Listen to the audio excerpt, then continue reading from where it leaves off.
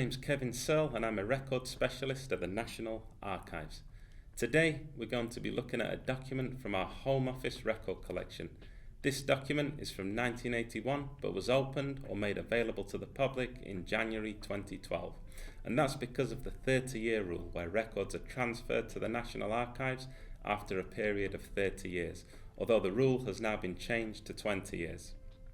So the Home Office describes itself as the lead government department for immigration and passports, drugs policy, crime, fire, counter-terrorism and the police. Well, the Home Office was formed in 1782, and so the records of the Home Office stretch way back to the 18th century and even further if one includes the departments that predated it. So obviously, with records stretching back this far, one can find all sorts within it, including letters, reports, minutes, photographs, newspaper cuttings, many of which appear within the particular file that we'll be looking at today. So before we look at our example from this collection, notice that our document has a unique reference number. So we can use our catalogue to find it. HO, which stands for Home Office, and then 266/89. So let's take a closer look at our document and work out what it's about. So what type of document is it? Well, some might remember what were called the London Riots of 2011. Of course, as historians, we know that these weren't the first incidents of disorder or protest in London or Britain's streets. 30 years before the so-called London Riots, there was what some have referred to as the Brixton Riots and others the Brixton Uprisings. And these were a series of clashes between multiracial groups of mainly young people and the Metropolitan Police in Brixton, London, between the 10th and 12th of April 1981. And you might want to think why some might choose to call the events in Brixton riots and others uprisings. Here we have a file of papers that were used to put together what was called the Scarman Report, or to give it its full title, the Scarman Report, the Brixton Disorders, 10th to the 12th of April 1981, Report of an Inquiry. Now this was the official government commissioned report into the disturbances.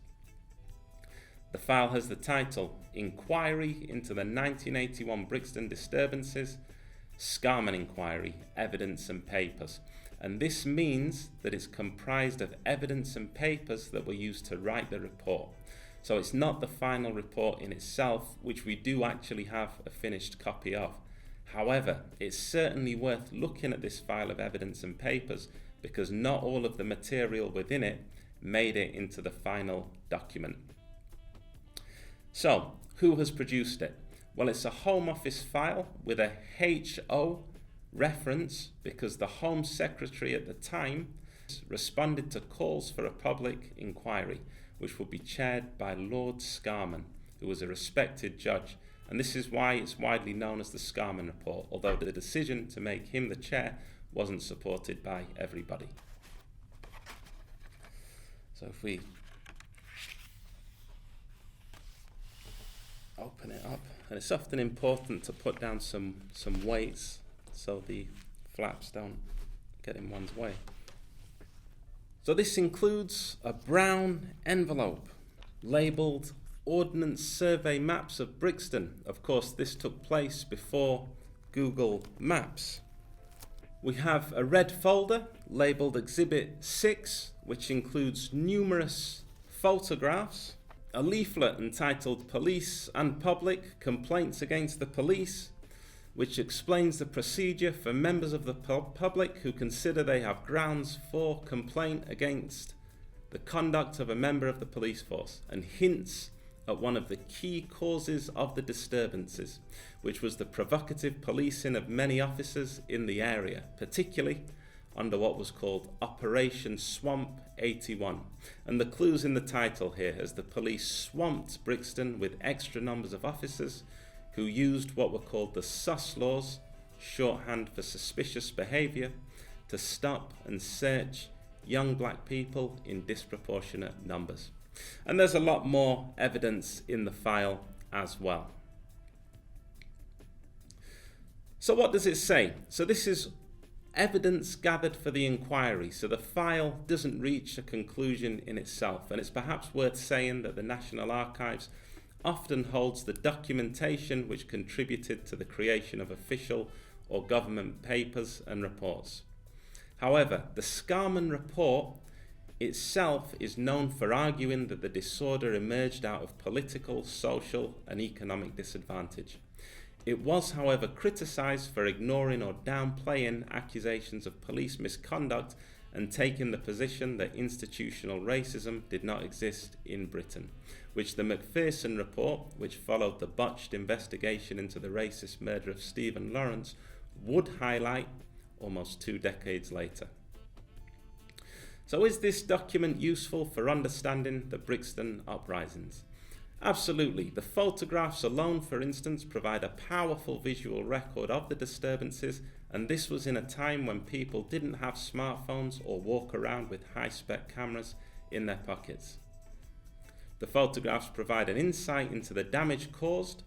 On the Saturday, which was the high point of the disturbance, there were 82 arrests made, 279 officers and 45 members of the public were reported injured. 117 vehicles, including 56 police vehicles, were damaged or destroyed, and 145 properties were damaged. The photos also provide an insight into police tactics. We can certainly see evidence of what's been termed the militarization of the police, where the police increasingly use military equipment and tactics which might have previously been used in Britain's colonies to police her inner city communities. This has led some commentators, such as Robert Reiner, to describe the police as looking more like Darth Vader than the traditional Bobby. So why does the National Archives have it? The National Archives is the official archive of the UK government. Government departments and some law courts select and then transfer records that now are at least 20 years old to be archived here for future generations. As this was compiled by a Home Office commission, it is held at the National Archives. So don't forget, we've only looked at one document on this period of history, and remember, as government archive, the National Archives is not always the best place to come for a community perspective. Although the file does contain important documents such as this press release from the Council for Community Relations in Lambeth, which begins with this paragraph. CCRL sees the events of last weekend as the inevitable result of long-standing and consistently provocative policing policies in the area. This, combined with persistent official neglect of the community and the refusal time and time again to meet well-articulated demands, meant that the weekend's violence was the only way people could express legitimate resentment at persistent injustice. Black youths were at the front of this demonstration, just as they are at the front of the state's assault on black people. But it was overwhelmingly a whole community response to an intolerable situation. So nonetheless, and although this document is included, it is really important to mention that many community groups, such as the Brixton Defence Campaign, which was established to support those arrested in relation to the disorder, actually boycotted the inquiry as they thought it would be a whitewash, meaning it would effectively absolve the police of any wrongdoing and any evidence submitted would be used against black defendants.